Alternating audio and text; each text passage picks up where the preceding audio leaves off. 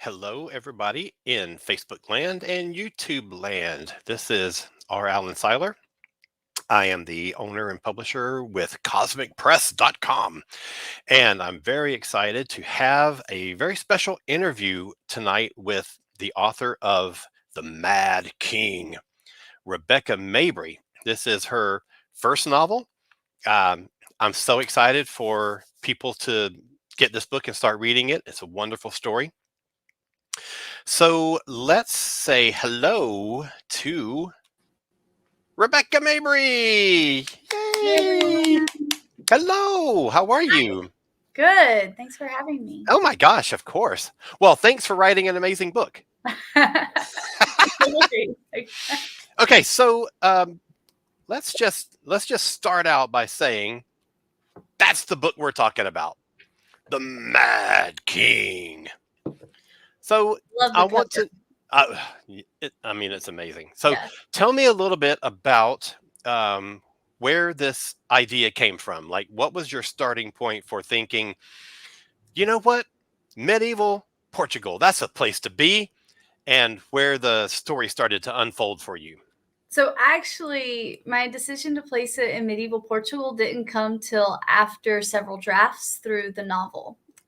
So I started it as a NaNoWriMo project Hmm. in 2017.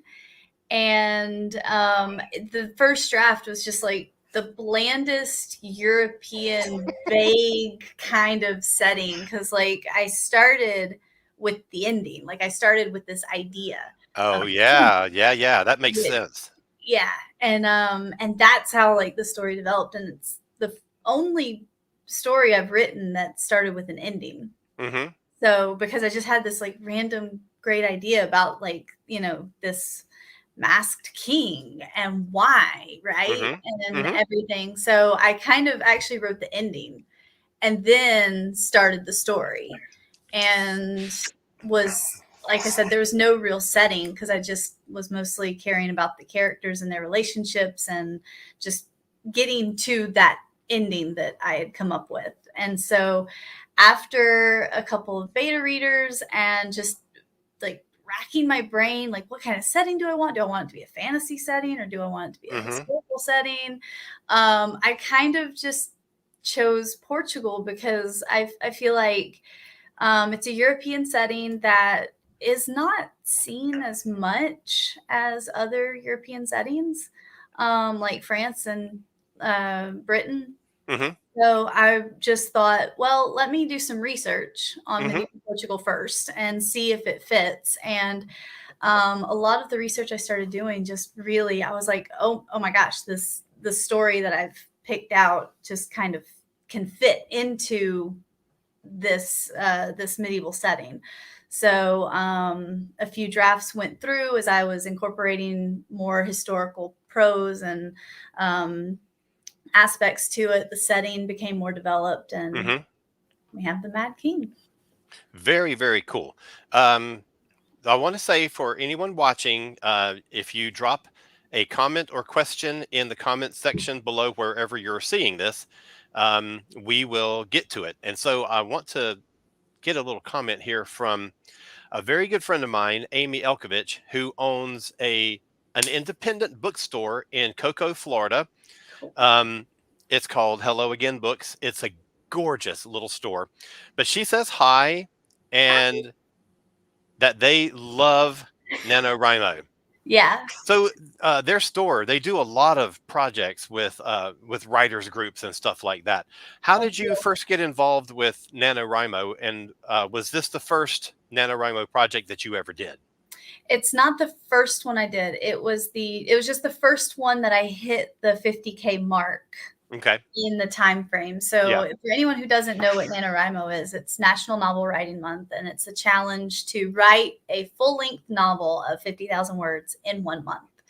And I had participated the previous year with a fantasy story that I'm still kind of working on.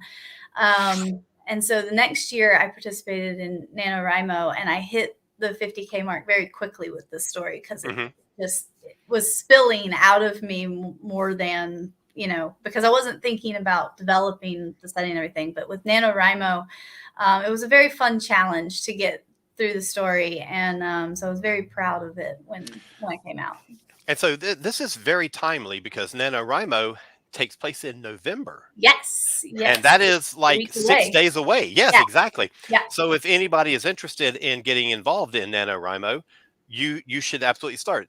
Where Yes. would people find information about that? Just go to nanowrimo.org and sign up. It's free to sign up. They've got some really cool swag that you can buy and you can donate to it. But it's a free program, Hmm. and it's just like it's more of a personal challenge. But you can also like meet with other authors and get encouragement from other writers and encourage others to continue and just kind of share stories. So it's a really great community. Um, and this will be the first year that I'm not participating in it, or I have no plans to participate in it. But every Well, year you have a lot on your plate. yeah, yeah, there's a I lot going mean, on. So I think my including work on a novel. So yes, you're way past NaNoWriMo. yeah, No, right I'm now, kidding. yeah, I'm it's kidding. still great. Like I love the idea of doing it more, but I think this year I'm going to celebrate NaNoWriMo with the book that was the first one that I Hmm. got done being published. So Right. That's exciting. So I have a question from Amy. She would like to yes, know if you usually write every day. yes, I do.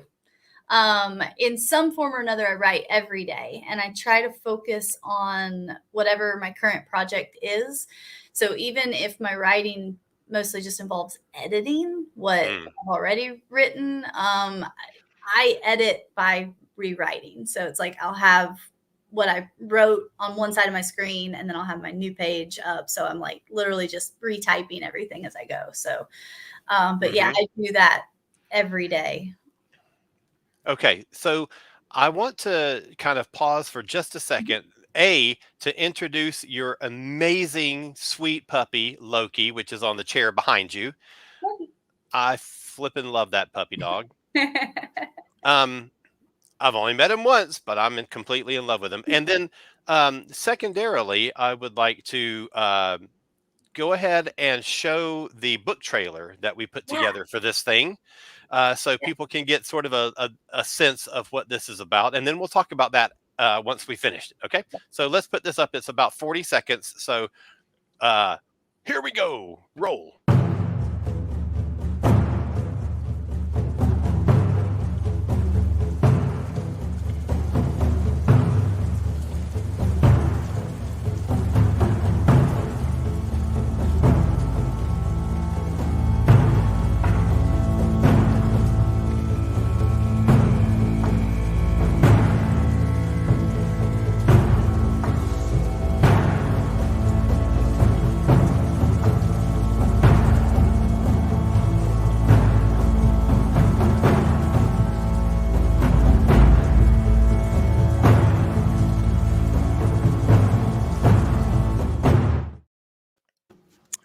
Ooh.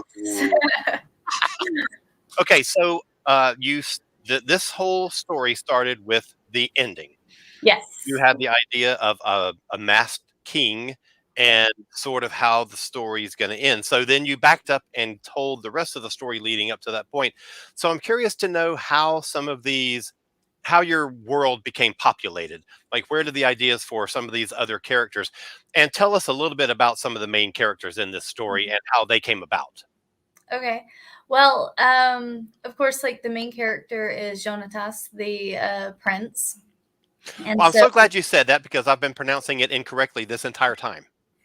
So, well, I mean, I researched Portuguese history after the fact, so I also was like trying to learn how to pronounce the names as closely as I could. So, but with Jonatas, I needed a main character, and I knew that I didn't want the king to be the main character, just a central aspect of the story. So I needed a main character, and I thought it would need to be someone who was close to the king. So Jonatas came into play with that.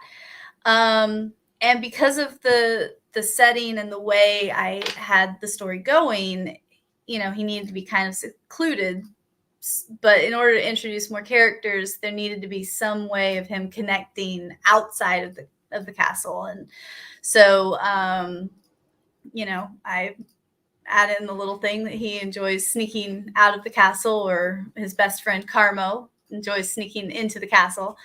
So Jonatas kind of created this whole extra persona for himself because he was inside the castle. And so outside of the castle, nobody knew who he was. And so with that, I was able to just create a whole extra cast of characters. The tavern setting, the thieves' den, is kind of it was in the original plan as just part of that generic, random setting that I had told you about, had started the book off with. And I really liked that, and that because that was where most of the rest of the characters came in, I couldn't really get rid of that. So I did what I could to continue incorporating that into the new setting. But with Valeria and Yvonne and Egas, like all of the other characters that come into play, they're really they give the story more of a grander feel, I think, than just the king and Jonatas. So, but of course, the mystery is surrounding the king. So that's kind of the big aspect of the book, where everybody else is questioning what's going on.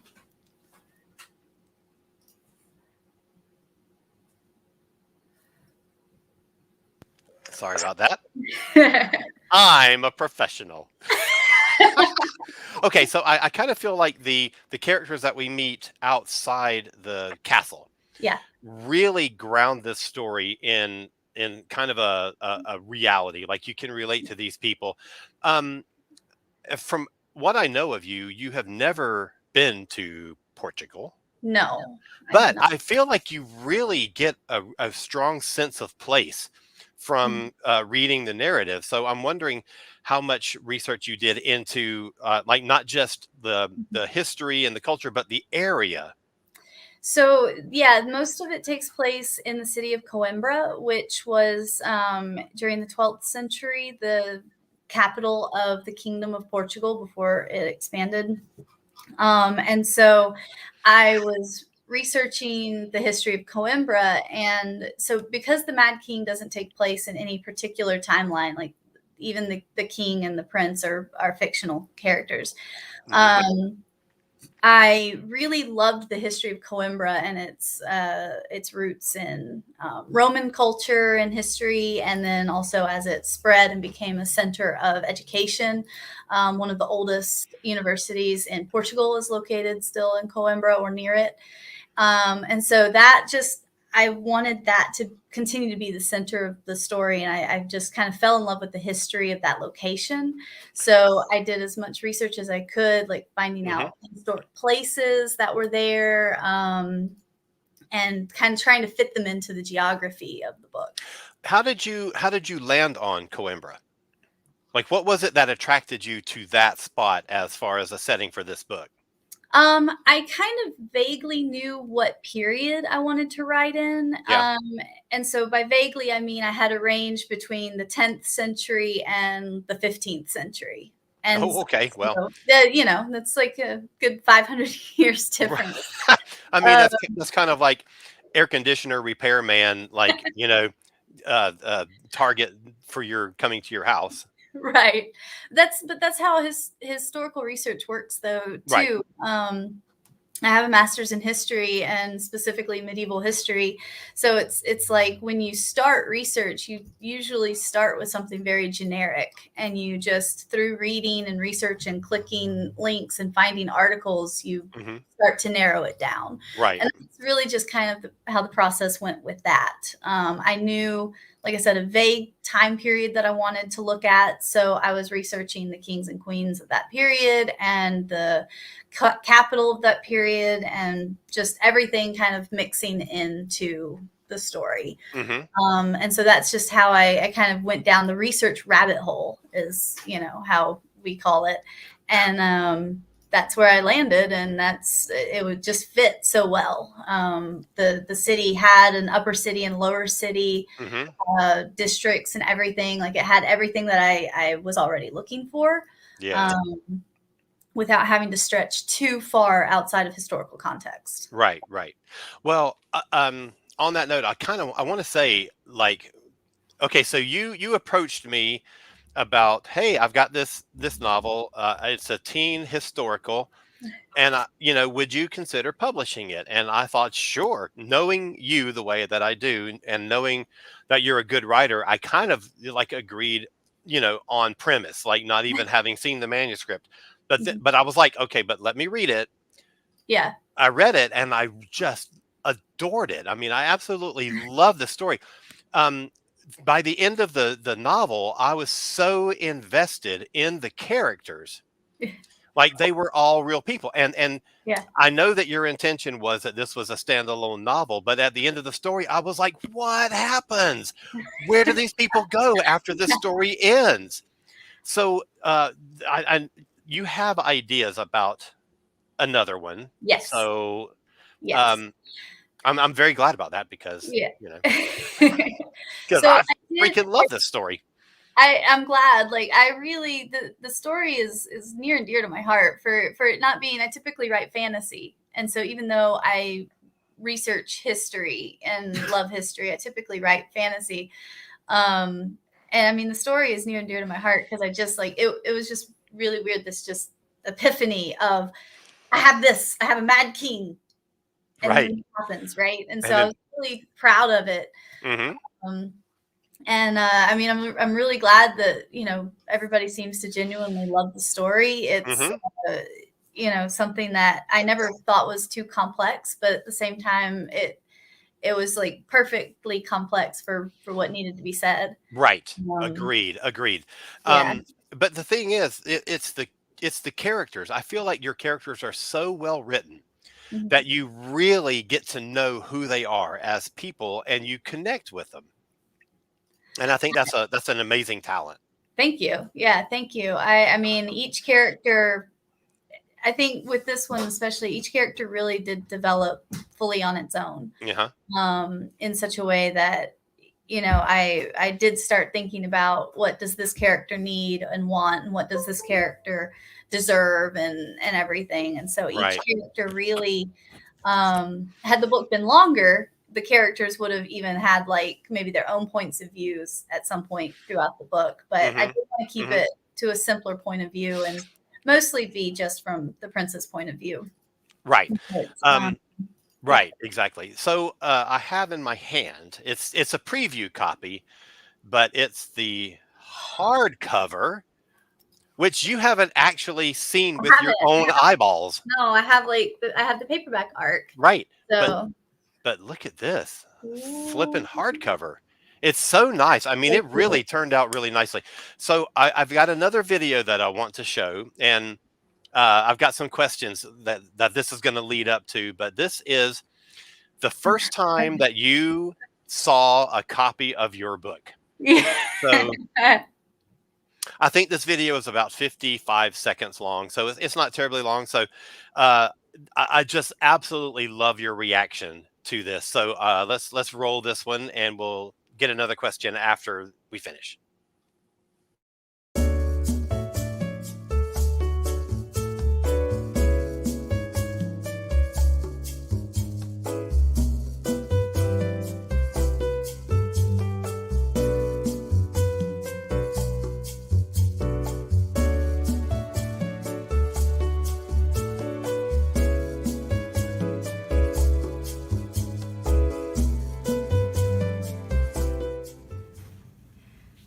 What is this? Is this is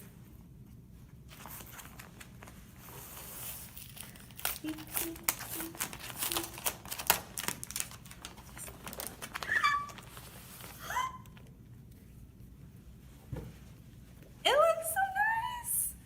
Oh my gosh. Oh my gosh. I got a preview copy. I kingdom in chaos, a broken family, a prince on the run, and a mad king. Oh my gosh, I love it. I love it so much. My gosh. Look at this. Look at this.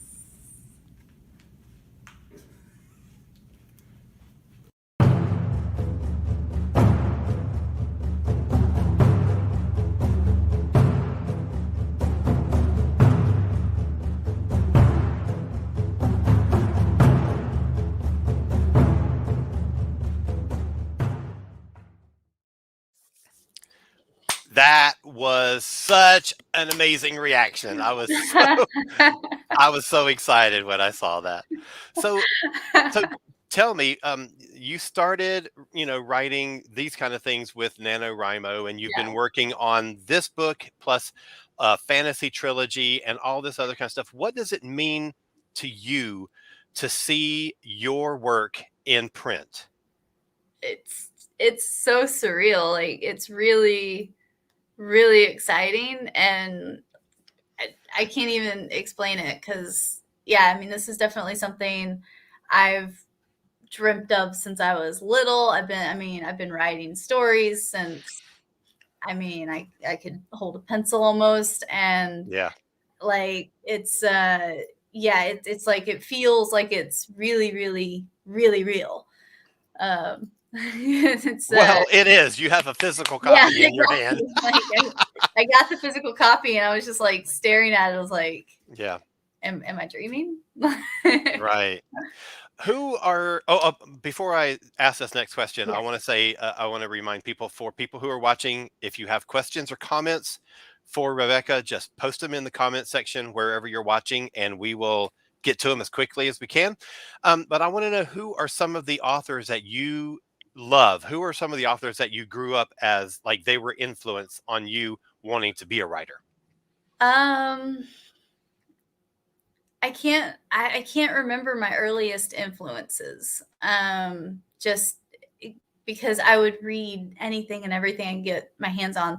The very first author I remember loving and wanting to read all of their work was Sharon Creech. She Okay. writes middle grade stuff, realistic fiction. Um, yeah, so she was probably my very first favorite author. Okay. And then in middle school, I started getting into my fantasy kick the most. And so I was reading Anne McCaffrey, Dragon Riders of Pern series, R.A. Salvatore with the Forgotten Realms, and then, of course, Weiss and Hickman, who wrote Hmm. like the core Dragonlance series, among dozens of other things as well. But those were, I think, like the big three that I started really getting into in middle school and high school. But I ironically never really read a lot of historical fiction. I read like the cursory novels that you usually read, and then I would pick up a few.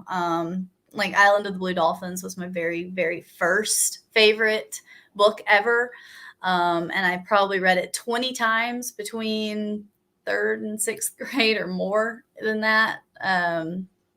So, and that's by Scott Odell. So he writes some kind of historical fiction usually for middle grades. But yeah, and I just never. I started reading historical fiction in college when I was actually a history major, but I started having problems. Like, okay, this fact that I'm remembering was from a book, not research. So I had to kind of stop, and then I just never picked it back up.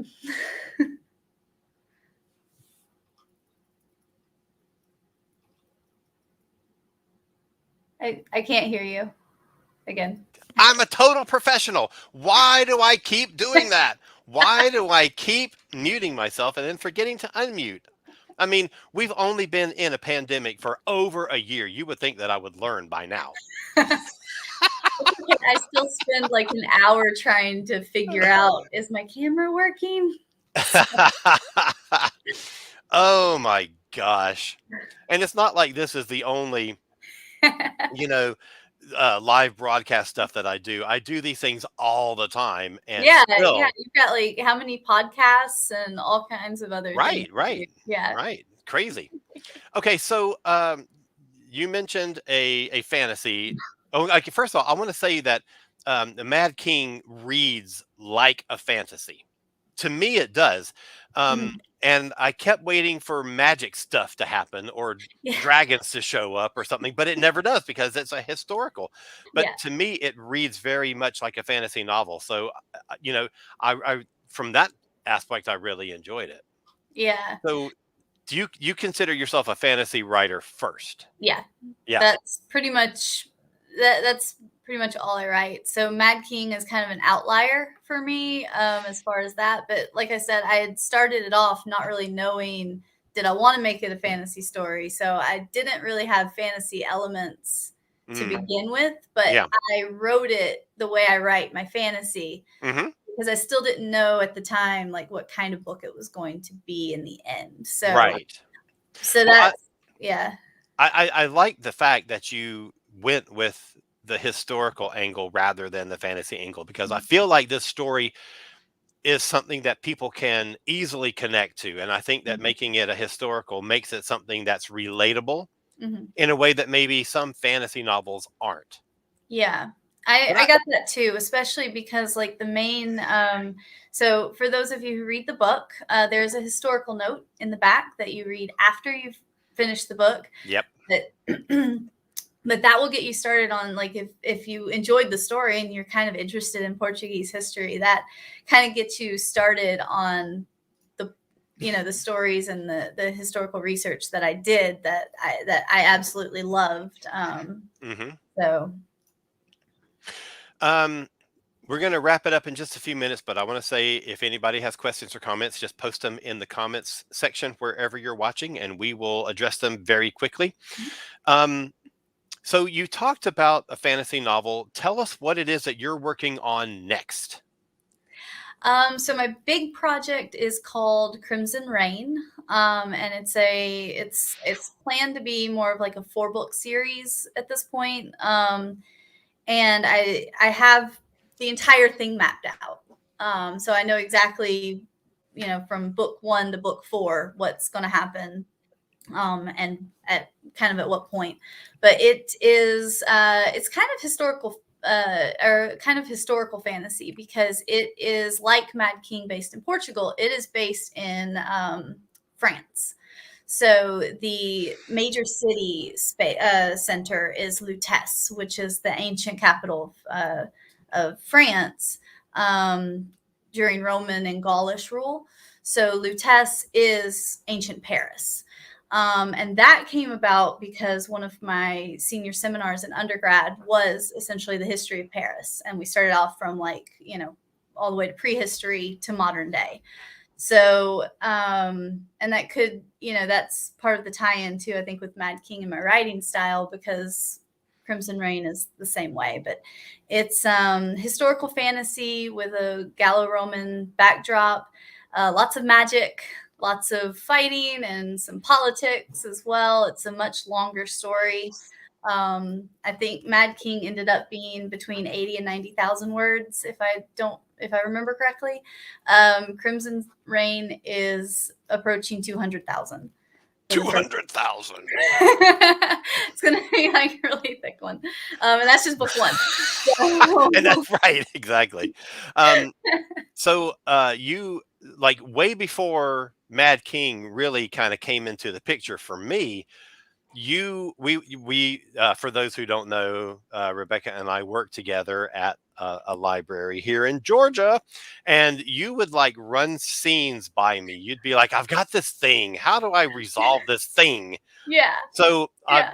I don't really know a whole lot because I've not read your notes or your manuscript or anything, but I kind of have a sort of a sense of what this thing is Mhm. like because of, being like My a sounding board. sounding board basically. Yeah. So I'm super excited to read it. And even more excited now because, having read Mad King, you know, I mean, I can't wait to see what you are doing with characters in this other setting and how you're developing this other setting. and particularly one character that you kind of like asked me about that, and I don't want to say anything about it, but I Yeah. was like, dude, that is crazy. Yes. So, That character is still kind of an enigma. Like, I'm still trying to work that storylines out. I've actually come up with some really great things for that character too that I'm ooh, excited about. I've actually had to start writing those scenes just to make sure I get them the way I want them. mm-hmm, They're not coming till way later. But yes, yeah, the magic system for Crimson Rain, I have had so much fun developing because it's like it takes aspects of like historical philosophy and culture and incorporates them into traditional wizards wearing robes and carrying staves kind of thing. It's like right, because I wanted a story that I love historical stuff and historical fantasy is kind of my thing. yeah, I've missed books because I was talking about Dragonlance, right? And so a mm-hmm, big influence for that was the Wizards of the Black Robes, White Robes, and Red Robes from Dragonlance. So like they're kind of this traditional, stereotypical wizard with billowy robes and a long staff, and they're mysterious Gandalf figures. And I right, kind of wanted to see that, but like in giant waves of like dozens of them. But then they each have like different kinds of magic, so they don't all use the same type of magic. yeah. So that magic system is really fun to develop, and it's one of 3 magic systems in the book. There's 3 distinct magic systems to That's write. interesting. That's not usually a route that you expect to see in a book. Usually, a magic system works within the world in which it Mhm. happens, but it's one thing because it's one world, and that world operates the way that that one world works. So Right. this is 3 different magic systems. So that's part, Fascinating. yeah, so that's part of the conflict in the series is that at its core, all 3 of the magic systems are kind of the same almost, but they're Hmm. used differently, I guess I should say. They manifest differently depending on what kind of character you are. So there's Hmm. 3 races of magic users, and they all use the same source, but Right. their magic manifests in different ways and has different rules. So, like one group of characters, they just purify chaotic magic and create bows, and they just shoot arrows with golden light, and that's kind of, yeah, they're just archers. Like that's their core, and they have rules that their magic follows. And then there's the wizards with staves that I was mentioning. They have different rules, and their magic comes out in a different way, but it's still from the same source. And then there's yet another race of magic users that are much more in tune to the source. So it's like the conflict is in like they each believe they're not really magic users, right? And so it's interesting in that way. That's more of a philosophical Hmm. Hmm. advantage. Interesting. So that is Rebecca's next novel, Yes. Crimson Rain. But back to the Mad King. Yes. Um, w- tell somebody watching why they should order a copy of the Mad King right now. Because it's really good. It is really good. I totally agree with you. I think a lot of what you said, it feels almost like a fantasy novel, but without the fantasy. I think it will appeal to fantasy readers and also historical fiction Hmm. readers. Hmm. It's definitely got a good bit of mystery and adventure in it. It does have that. And I think the twists and turns that I've Hmm. written in, I'm very proud of. So if you want to know what happens, and I will say that I feel like this story is incredibly well crafted because the twists and turns that you talk about, especially the main one, I did yeah, not see coming. no one did. Like it got me, and I was like, "What?" It was so. I think you really did a good job of like presenting the story the way it is, and um, it's right there. It's Yeah, right there. So if you reread the story, you're like, oh yeah, I totally see it. But yeah. when you first read it, you don't. And I was very meticulous in my editing because, Yep. like I said, the ending is the thing that I started with. And Mm-hmm. so I wrote the story, and I tried to be as careful with my editing and like sprinkle in all those clues and make sure that it's very clean so that you have, once you get to the ending and you read that, the big twist, Yeah. and you're just like, well, wait a minute. And then you go back and read it. I'm like, nope, nope, it was there. It was there Yep. all along. Yep. So, So good job. thank you. I wanted to say, like, one of the very first readers that I had for the story, like the first draft, and she was reading it kind of as I was writing the chapters. When she got to the end, she just looked at me and she's like, and she just, she just gave me this look like, I hate you so much, but it was so awesome. That's cool. So, Okay. So right there, cosmicpress.com. Visit that website. Up on the top menu, there's a link to the Mad King. The Mad King page on the website has a synopsis. It's got the videos that we showed during our show tonight. It's got the first chapter.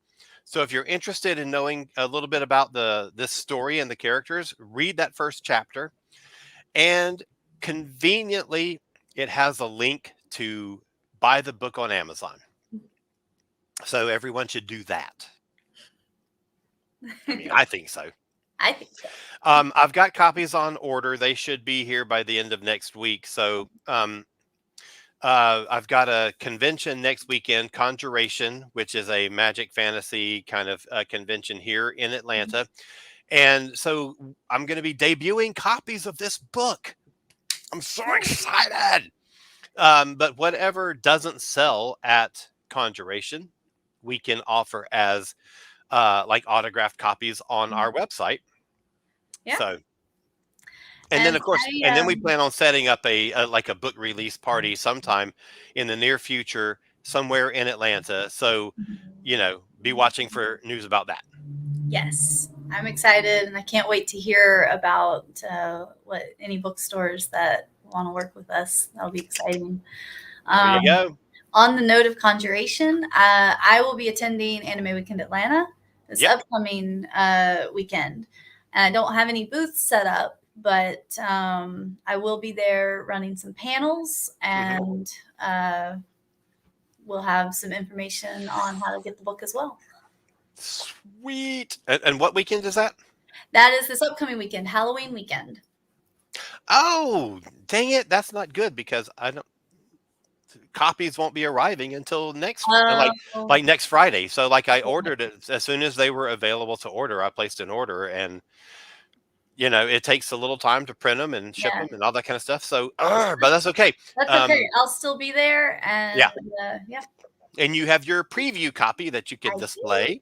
I do. And so that's fantastic. So I hope. Oh, look at Loki. He's being so precious. He's being quiet. I know. I'm surprised he hasn't talked to us during this. Yeah. It's been very, very calm. Sweet. Okay. Well, thank you so much for spending some time with us. Yeah. Thank you so much. I'm excited. I just said I'm excited. Yay. Everybody go to cosmicpress.com and order a copy of this book. It's so good. And I think you will really, really enjoy the read. And I hope you enjoyed it as much as I did when I first read it. I absolutely love to hear feedback on what you guys think. That's right. All right. So everybody, thanks for watching. We appreciate it. We will do some more of these kind of things, and maybe we'll do another one with Rebekah at some point. But then for now, have a great night. Everybody take care. Everybody order a copy of the book, and have a great rest of the week. And we are out of here